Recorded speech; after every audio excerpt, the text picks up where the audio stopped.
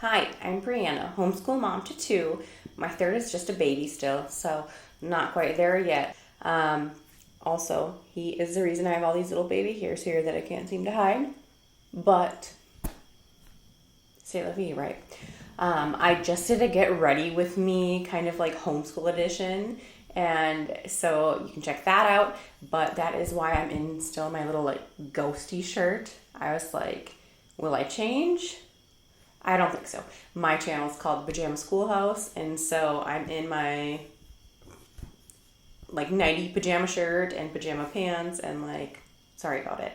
And I was going to clean like I usually do, but I didn't want to because it's nighttime. That's the only time that I can film these videos, and sometimes I have a limited amount of time because the baby wakes up and whatever. And so this is my middle son's Gatorade bottle collection. And I don't want to like mess up the camera too much, but like, look, when they have hobbies, who am I to stop it? Oh, whatever. These things are never perfect. Anyway, that's his Gatorade collection. It started out as like a entire bottle collection, and we whittled it down to just Gatorade. What do you do? I don't know. I tried to get him to move it outside or in our little like shed, and he was like, no, I need my Gatorades in the house. Whatever, it's embarrassing, but you know what? Gatorade. I'm a little bit sweaty because we just moved here like a year ago, and they said it was AC, and fun story, it's not. The AC was actually, like, the power cord was all cut and everything. And so, like, absolutely no AC. And so we're navigating that, getting a new AC. But I feel like in every one of my videos, I'm like, oh my gosh, sorry. I'm, like, a little bit hot and sweaty. And, like, yeah, that's why. Because we don't have AC. We thought we would. So, rambling aside, I am doing a video today on when I kind of got like burnt out with homeschooling and what I did to overcome that, and kind of like my tips and tricks on hopefully like avoiding that. And I have my notes here, so if I'm looking down, I'm not being weird, I'm just reading my notes a little bit. But yeah, no, my notes are like all in like purple marker because I'm a mom and I have kids, and that is the only thing I could find to write with. So yeah, homeschool life, mom life, you know, whatever. But my first point is to plan less. And that's kind of like a two-parter. So part one of number one is less days. So I originally was like, I'm going to do like 6 or 7 days a week because we're homeschooling. Why not? We can do it. It's only a couple hours a day. Like, sure, let's do that. And that quickly led to burnout. Just because, I mean, I feel like I don't even have to explain that. Like, I feel like that's an obvious one. 6 or 7 days a week is too much. And I mean, we're homeschooling, so why even do that to yourself? I have seen so many people that only plan like 3 or 4 days a week. Great. Yeah, if I were to start over, I feel like I need to get some of these Gatorade bottles like out of the shot a little bit, because like, well, you know what? Whatever. Let them be. That's my child's love right now. Appreciate it. Anyway, why not? Why not do 3 or 4 days a week? Because we're homeschooling. Like, that's the goal, to school on your own terms and to school as many days that works for your family. And so currently we try to shoot for like 4 to 5 days a week, but like with the summer here right now, like it's the middle of August, which is why I'm so sweaty. And so right now we currently only do like 3 to 4 days a week, just because that's what works better for us with the sunshine. I mean, we're in Minnesota. And so if you couldn't already tell by my accent, which I hear is thick, I refuse to believe that, but I know it is. Whatever. And so also, if you like, I found a little funny because we just went to like a friend's cabin over the weekend, and long story, my kid had to go to the ER, And I'm pretty sure we all got like a cold from that because he was the first one to get it. And now we're all like, my ear's plugged. I can't hear out of this ear. It's driving me crazy. But like, I know I sound weird. Where was I? Yeah, we're in Minnesota and it is cold a lot of the year. It's cold from like October or November until April or May. And so when it is summer and it's fun and we have the lake in our backyard, we take full advantage. And we go swimming like 3 or 4 times a day out there. We're always outside. And so like, yeah, it makes sense to make the days shorter now. And I think it's something that we will continue on throughout the winter just because my kids are very ahead. They're 4 and 7 and they are both reading and they're both doing fantastic. And they're both above grade level right now. And so like, why burn out myself and burn out them when we are ahead and we're doing really, really great with 3 to 4 days a week? Make it make sense. You know what I mean? So there's that. And then my second part of part 1, like, sorry, that was really long, is to plan less curriculum. And so I have a whole separate note sheet here because when I started, I was like, okay, what do they do in schools? I don't know how to homeschool. I don't know what I'm doing. And so like, what? I mean, I did my research and I watched YouTube videos, but like, I don't know. I don't know how a lot of like new homeschool people feel, but I was like, what do they do in school? What do I remember? What can I look up? And so what I wanted to do is like do it all. I'm type A brain, type B life, you know what I mean? But what I wanted to do for school was like, okay, I'm going to do our reading and phonics. I'm going to do our math. I'm going to do our like about me so we can memorize our first, middle, last names, our phone numbers, our address, you know, our birthdays, everything like that. And then I'm going to do art and poetry and like learning our phonics program and doing our state studies, so a different state every week, and I'm reading from my notes here. And I'm going to do our chapter book studies. So we originally planned to do our magic tree house and then do like questions at the end of every chapter. I want to do our writing. This is long. I sound crazy. I know I do. And I want to do our coding, social studies, anatomy, geography, social and emotional health, science, and history. And I was like, I don't know, school's like 8 hours a day. We can probably fit that all in. Like, insane. No, you cannot. You cannot fit that all in a day without your kids going nuts. And I don't know. I mean, homeschooling, like there's a lot of resources out there. There's a lot of like videos out there. But in my experience, it was like, try it and learn kind of a thing. And I feel like maybe a lot of people are out there that's like that, but I don't know.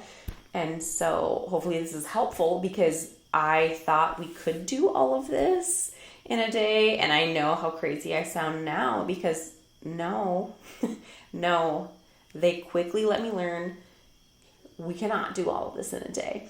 And so what we've done is point number 2, a loop schedule.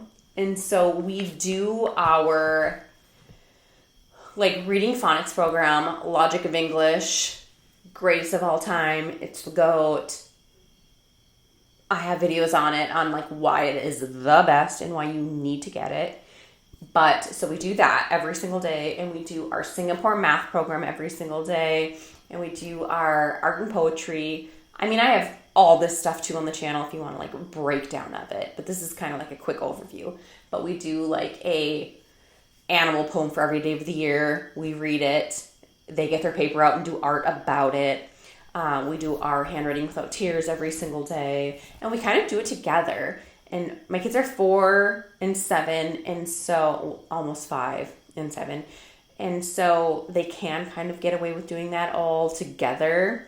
I know it's different if you have like a first grader and a 10th grader or whatever. But for us, that's what works. And so we do all of that together in our like spelling UC program and stuff. And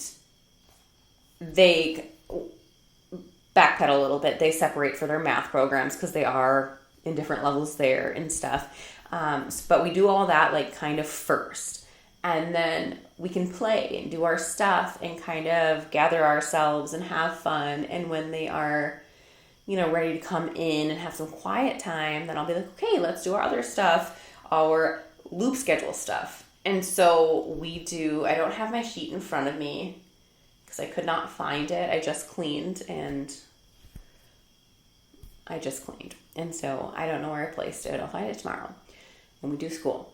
But like Monday is coding, Tuesday is social studies, Wednesday is like social emotional health. And so we kind of break it up in that way. So those are the things that are, I don't want to say not as important, but like those are our extras. And so like obviously for my young kids with their age, our most importance are their reading and phonics and their math and their writing and stuff like that. And then the stuff that we can get to with our loop stuff is like social studies, history, science.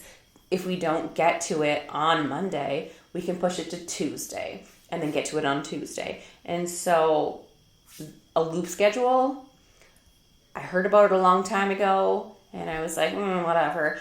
But it is amazing and it works for us so well.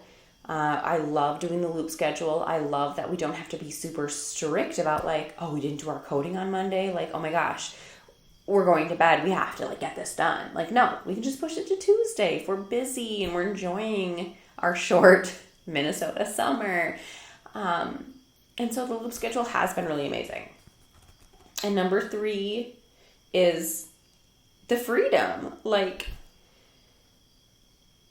take advantage of the freedom. Take your vacations, take your cabin trips, take your, like Disneyland trips or whatever you're going to do.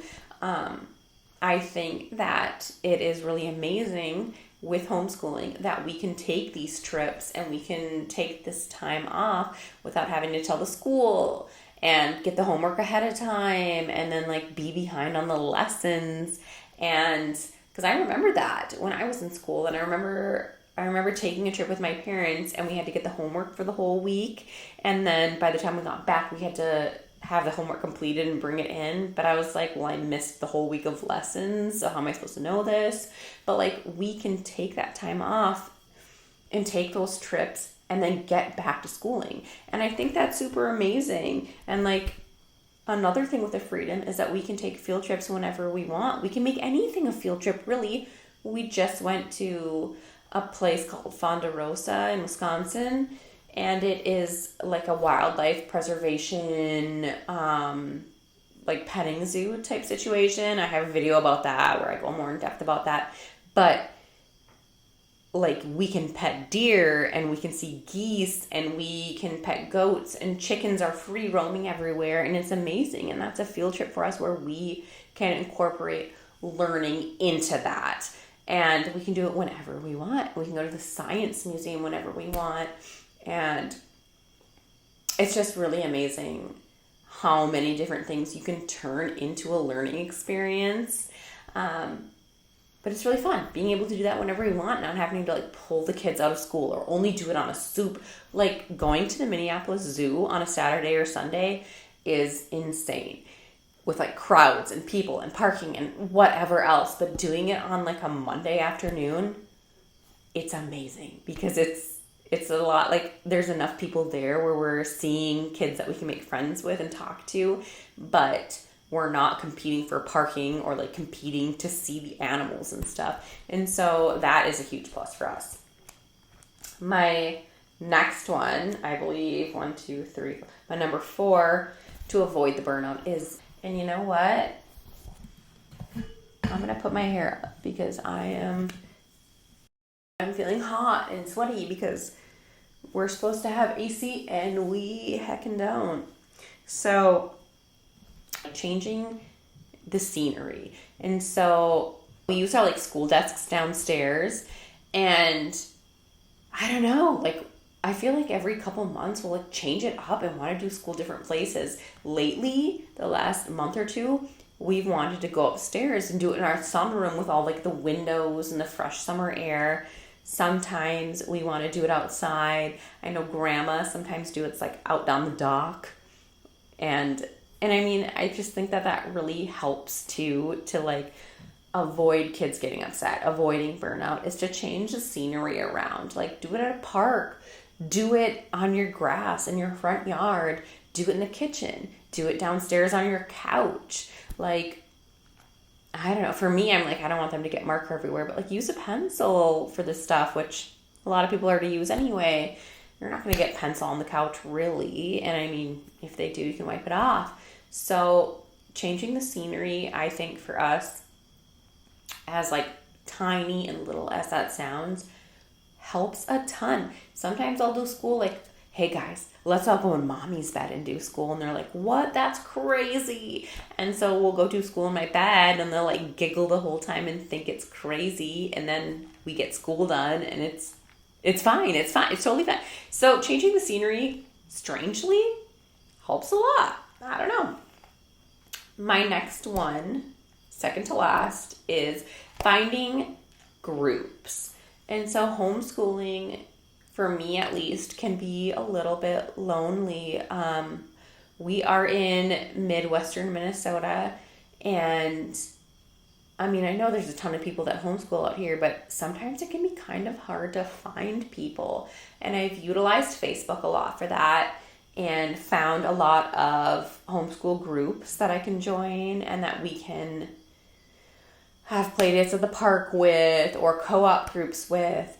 But I mean, it can be a little hard, but I would really encourage you to find some type of group, whether it is a co-op or Facebook group or whatever.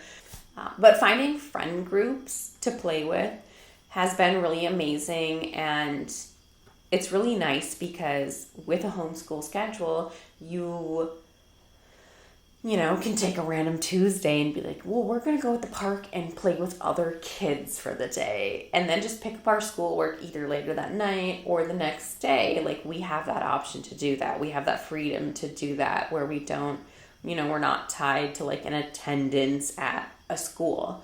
And so finding groups and friends to play with, like, gives you a break, it gives the kids socialization, and it's win-win, right? Win-win. And then my last one to avoid burnout is knowing that you don't have to do it all. And I mean, I've kind of touched on this in pretty much every point. You don't have to do every single topic in bookwork and schedule and everything. Like, you don't have to do 5-6 hours a day of homeschool. And my kids are young, so I know that's different for a lot of people, but they're 4 and 7, and so we can get by on doing 1 or 2 hours a day and then incorporating lessons in nature as we see, like, you know, tadpole lessons at the lake and, you know, bird lessons when we see like eagles flying around and stuff, which is really cool, like to see bald eagles around the lake. Like, sorry, cool, pretty cool. Or like loons in the lake, that's our Minnesota state bird, so we get to learn about that a lot. But anyway, yes, not doing it all. You know, you don't have to do anatomy every single day. We just don't need that. You don't have to do science or history or social studies every single day. We don't need to do that. So, I don't know. I think type A, I put it on myself to do too much, and we don't have to do that. But yeah, I think I've gotten a little bit rambly, like I always do. And this is kind of like an explanation of how I was feeling really burnt out and my tips to avoid it, because I don't know, as a new parent, a new homeschooling parent, I think a lot of us probably get there. And so, I don't know, there's a lot of things that we could do to avoid it and not, you know, be like, oh, forget this. I don't like this. Like, I love it.